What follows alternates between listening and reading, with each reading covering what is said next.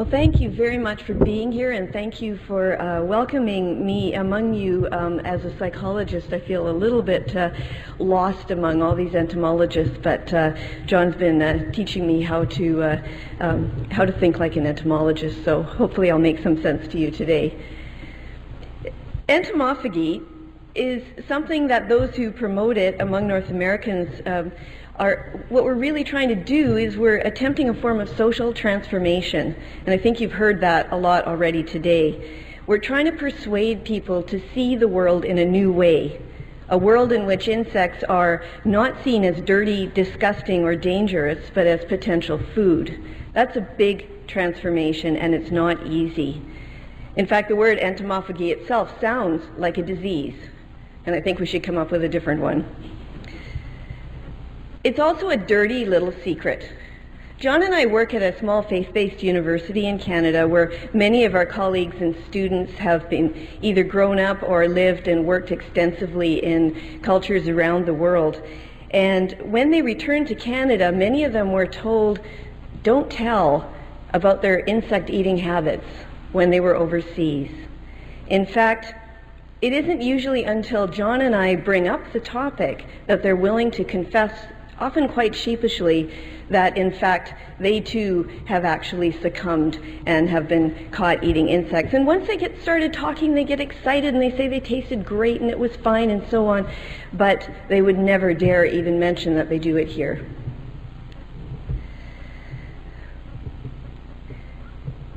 David mentioned right at the beginning of this symposium that entomologists have been talking about entomophagy for a long time, more than 130 years. Here's Vincent Holt's little book, and then 70 years later we have Bodenheimer doing a really comprehensive study on cultures that consume insects. But while entomologists have been doing this for a long time, advocating the benefits of insects as food, the most common response to the idea by most people that we encounter is, "Are you kidding me?" That was my response too, when John first suggested that the crickets that were chirping away in his office were useful as food items. Immediately upon that reaction, however, my training as a psychologist kicked in, and I thought, I'm a psychologist. I have studied the development of food preferences. I've studied eating behavior. I've studied emotions and the role that they play in controlling our behavior. And here I am reacting this way to the very idea of eating insects. That's really interesting. Where is that coming from? Why am I reacting like this? So why are we so disgusted at the concept of eating insects? Well, before I get to that, I had another question for John, and that was, if entomologists have been doing this for 130 years, have they ever asked the question, do these things actually work? Are they actually making a difference? Are they transforming culture and the way that we think?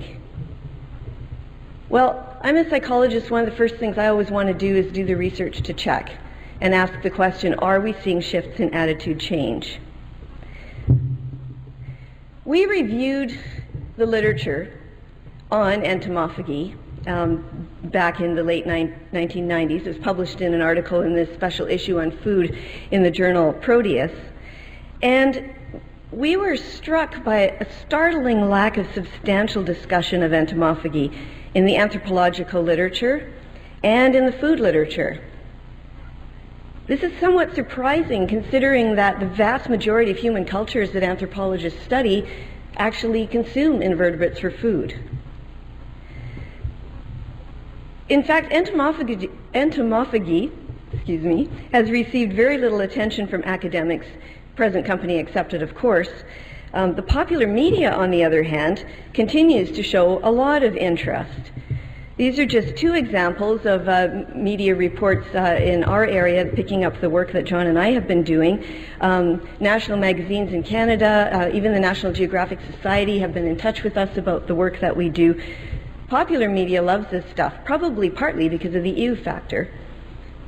And you're likely aware of numerous other media sources that talk about eating insects, not always in the healthiest or most accurate ways, such as reality TV shows. It may be, in fact, that it is through these avenues that the cultural transformations we need will occur. we're left with the basic question: does the educational work of entomologists promoting entomophagy actually have an impact? This is the question that we wanted to answer. And so we did the study. We conducted a basic study of the effectiveness of educational bug banquets. Seems to be the most popular medium for entomologists to promote entomophagy. We studied 3 different age groups: junior high, high school, and university students.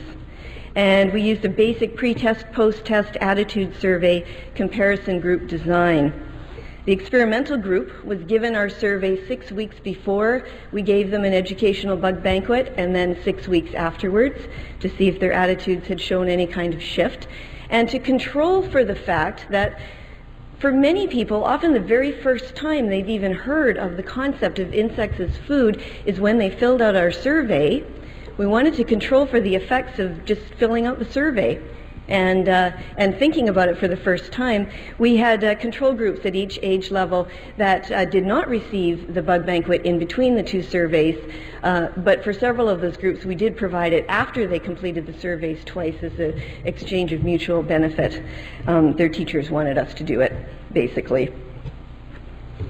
The survey that we used had a number of measures. One set of measures came from Stephen Keller's work. He developed a typology of values for the natural world. And we used this typology because in understanding how we treat and relate to the natural world, what Keller did was shatter the dichotomy that has been prevalent between intrinsic values and utilitarian values, and expanded our view of the very many different ways that we can relate to the natural world. His typology of public attitudes includes these 9 dimensions. In our survey, we included questions addressing these 6 of them, because we thought these 6 were the ones most likely to be targeted by entomologists and perhaps most likely to be affected by such presentations.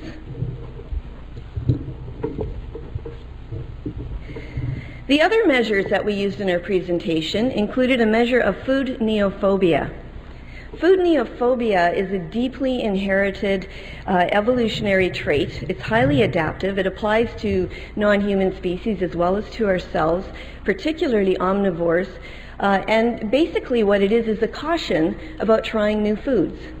It's if you are an omnivore and you're searching your environment for potential edible substances, what you need to do is, when you find them, is not eat too much of them.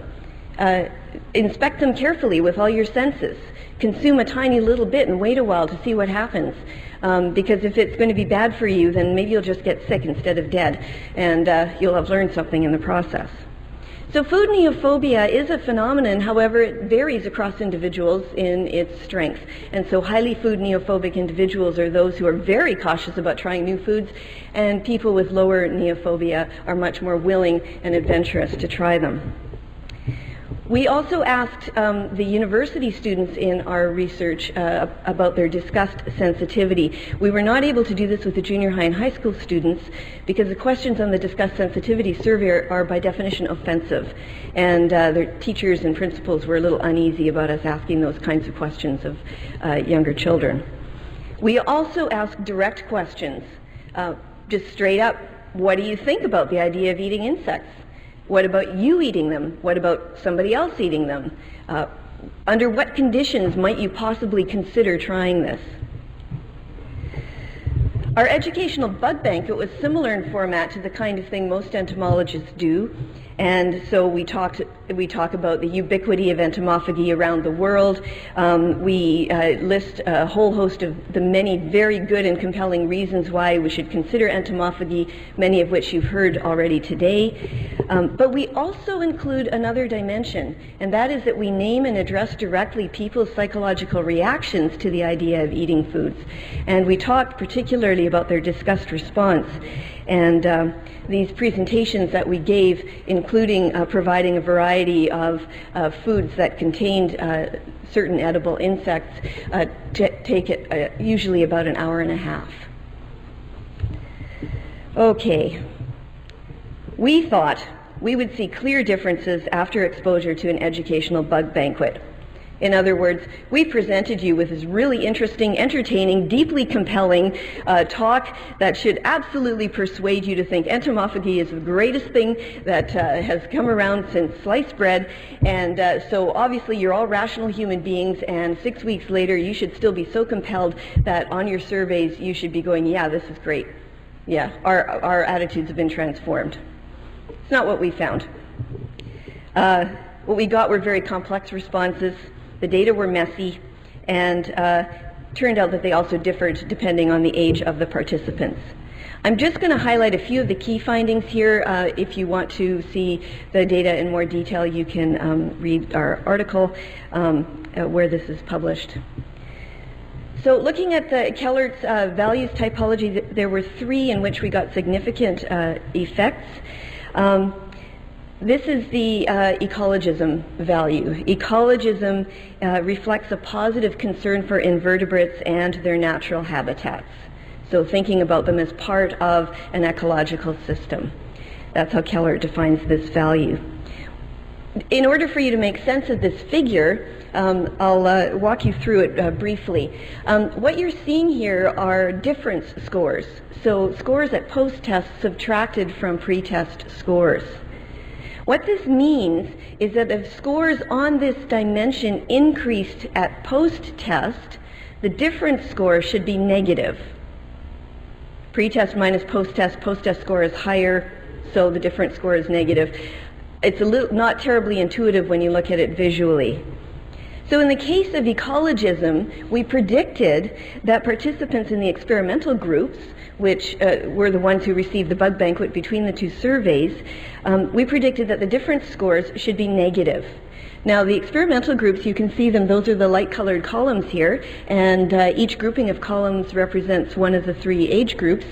And notice that only the university students showed an increase in ecologism at post-test. Oddly, the high school student control group showed a slight but statistically insignificant increase in ecologism at post-test. Filling out the survey and thinking about it, hard to say where that's coming from. Notice, though, that the junior high and high school students showed a decrease in ecologism at post-test. After our bug banquet, they were less interested in invertebrates and the way they fit into the natural world than they were before. Not exactly what we were hoping would happen. Scientism. Scientism refers to a primary interest in the physical attributes, taxonomic classifications, and biological functioning of invertebrates, the sort of things that I'm sure that all entomologists do all the time in class. This is what you're trying to get students to appreciate. Again, these are different scores.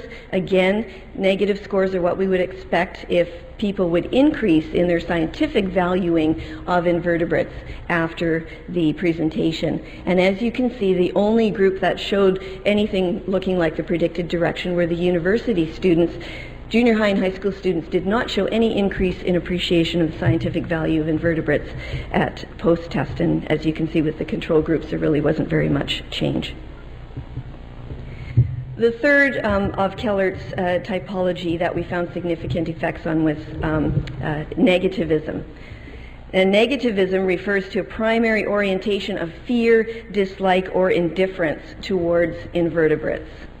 So this one you have to think about a little differently, because now a high negativistic score means that you have a high degree of fear and dislike. So in this particular case, we would expect that at post-test, people's negativity about invertebrates would be decreased. That would mean that the post-test scores would be lower, which would mean that we would expect the difference scores to be positive at post-test. What you can see is that on this figure, that while the high school and junior high students show very small, but these are not statistically significant changes at post-test in the positive direction, there's no difference between the experimental and the control groups. The university students, again, are the only ones that are showing the predicted changes. Okay. Neophobia. We thought this was fascinating, our results here. Again, This is like negativism. If your score on neophobia is high, you are very unwilling to try new foods. So if your score is high at post-test, then your difference score would be negative. And it would mean that you would be more neophobic at post-test than you were at pre-test. And notice that the junior high students are significantly more neophobic after they've been exposed to an educational bug banquet than before. The high school students are responding in the predicted direction. The university students really didn't. That's not a significant difference that you're seeing there on that figure. But the junior high students, it was as if we freaked them out. Like, we never thought about this before. That is really, really gross. Yuck. And it stuck, because this is 6 weeks after the educational bug banquet that these surveys are being given. Okay. So just to summarize what I've just told you, 3 of Kellers' value dimensions showed significant effects. That's the ecologistic, scientific, and negativistic dimensions. But these effects depended on the age, not always in the hoped-for direction. And the junior high participants were more likely to react badly to the bug banquets. And by badly, I mean not in the predicted ways, not in the ways that you would expect. And we're really not completely sure why that might be the case. We can speculate, but it's unclear. We also asked some direct questions. And so this is a table that summarizes the frequency of responses to the question, what is your first reaction to the idea of your eating insects? So not other people, but you yourself. And what we find here is that, first of all, at pretest, there were no significant differences between any of the groups. And I've collapsed the age groups here. There weren't significant age differences in these data. So the experimental and control groups at pretest were the same, which you would expect, but at post-test there are highly significant differences. The students in the experimental groups who were exposed to the presentation were much less likely to view the idea as disgusting compared with their pretest responses, and also compared with the people in the control groups. So that's a good thing. We also asked the question, what would it take? What sorts of things would cause you to change your mind about entomophagy? And we gave them a series of options: visiting or working in another culture, attending an educational talk, being dared to, actually eating insects, reading an educational article about it, or nothing could change my attitude. And they actually had an other option as well that they could fill in, but nobody did. And I would just, there's a lot of numbers on here, so I'm just going to highlight a few here. There were 3 that came up most frequently. Our participants said that living and working in a culture that eats insects would probably convince them, so they have a sense. They're not completely ethnocentric. They have a sense that there are cultural differences and that they could adopt different cultural values. Attending an educational talk, which is also a good thing for entomologists doing their bug banquets, and actually eating insects. Attending a talk was chosen more often by students at post-test if they had actually experienced the talk, in other words, by the ones who were in the experimental group. So there was something about the talk that was getting them thinking. So despite their responses on the Keller measures and the neophobia measures, when we asked them directly, they're giving us responses in the predicted direction, and we're not sure whether that's because they really are shifting in the predicted direction or because they know what they were supposed to say on the survey. There's a social desirability phenomenon here as well. The point is that these items that students or participants in our research are picking is absolutely consistent with psychological research on the formation of food preferences. Experience, cultural identity, and social modeling are crucial factors.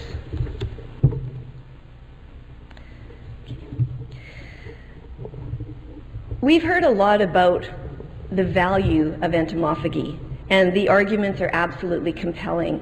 But we are not rational beings in the sense of being simply persuaded by intellectual arguments, simply being compelled by some kind of logic. That's not how we work. There are psychological dimensions that we need to understand and address if we're going to promote entomophagy. And the complexity of the results we got in our research support that. It's not good enough to just appeal to the intellect.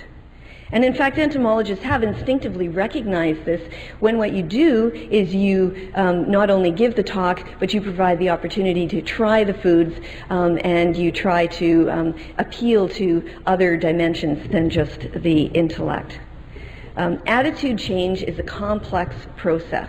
And there's a huge literature on that, which will leave your mind whirling. Best thing to do is read some good literature reviews, good recent literature reviews on that, to summarize what's out there. Experience, we know, is crucial to attitude change. Role modeling is important for attitude change and also for food preferences and food behaviors in general.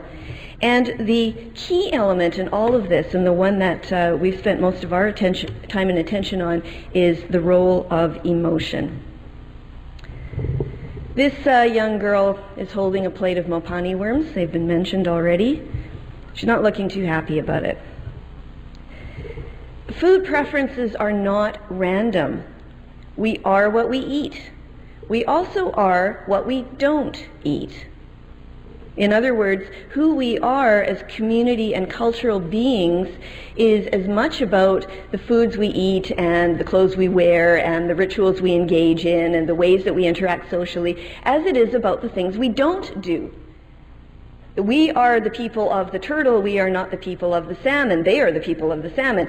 The French, at least in Canada, a derogatory term for French people are frogs, because French eat frogs. British people, which is the origin of the term, don't. We define ourselves culturally by what we don't eat. The set of foods we consume is a key part of our identity. And it's emotions that enable us to maintain that identity. It's emotions that signal to us what is good and what is bad, what we should avoid, what is to be feared, what is to be rejected.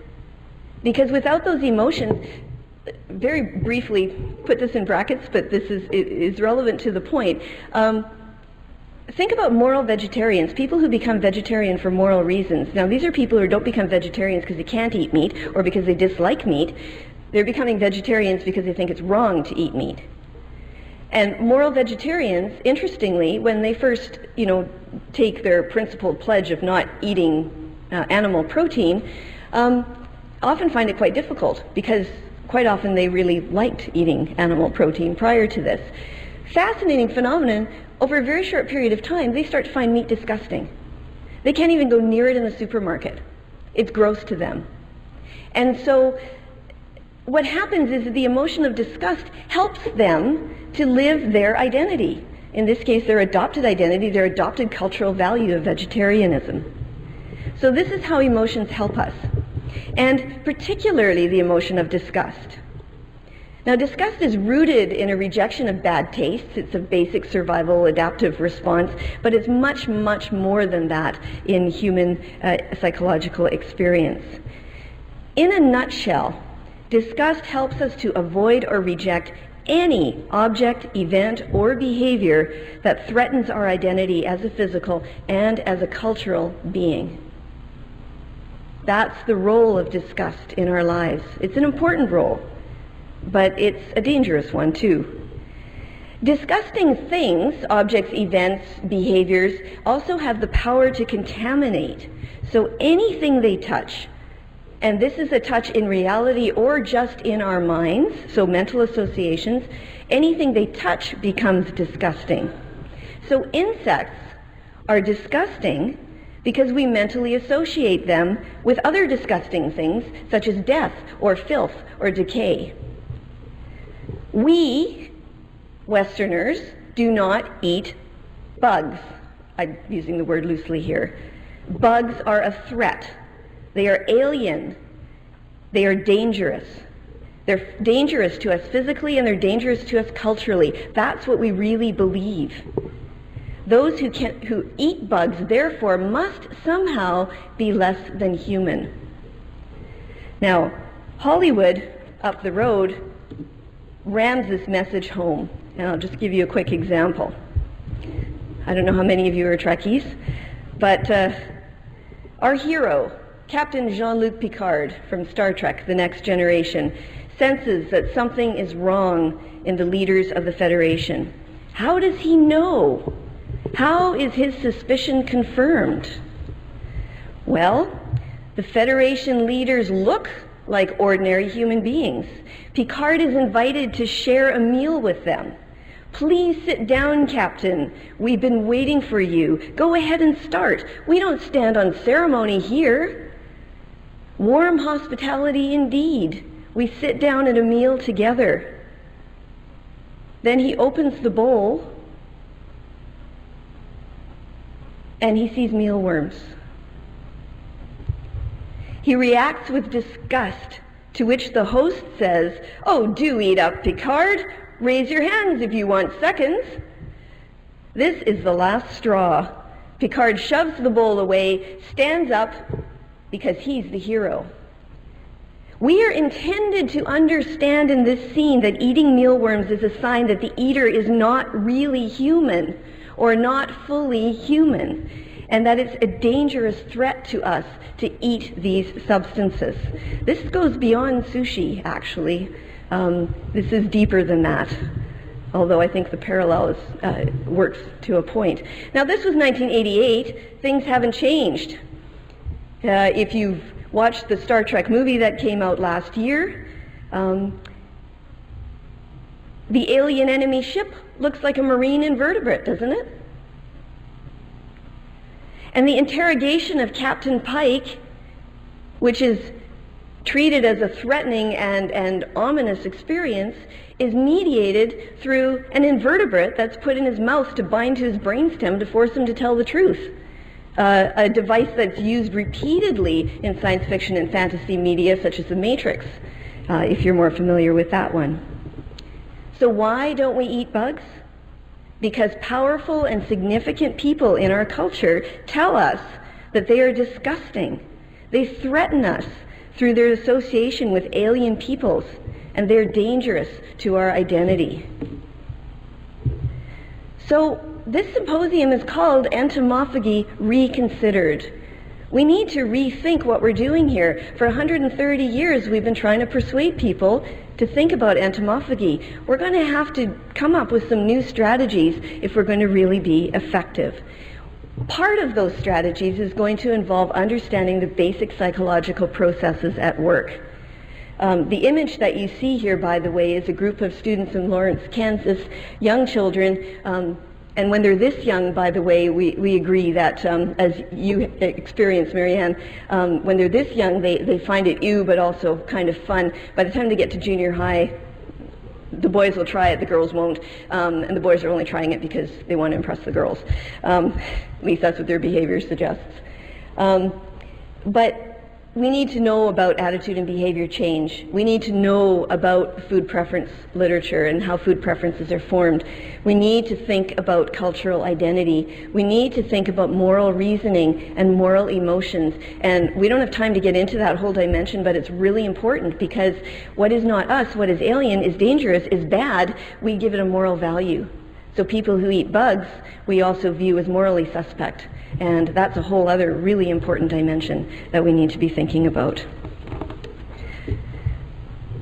So while many North Americans think of entomophagy as either disgusting or perhaps the titillating consumption of chocolate-covered ants, they aren't thinking about dining. They're not thinking about food. The closest we come to this is things like the Explorers Club in New York, but even there, it's an explorers club. Entomophagy is by definition then an adventure and not something that's part of our normal traditions and cultural habits. Yet food and eating is about family. It's about friendship, hospitality. It's about traditions. This is apple pie and motherhood. This is about who we are and what it means to be a real person. We are entering a season of celebration, a season of food and feasting. And if we want to promote entomophagy, we have to create the imaginal space in our culture where insects can enter in to this season of celebration. So that pie on the table can contain mopani worms and not be treated with disgust. This is where we need to go. Thank you.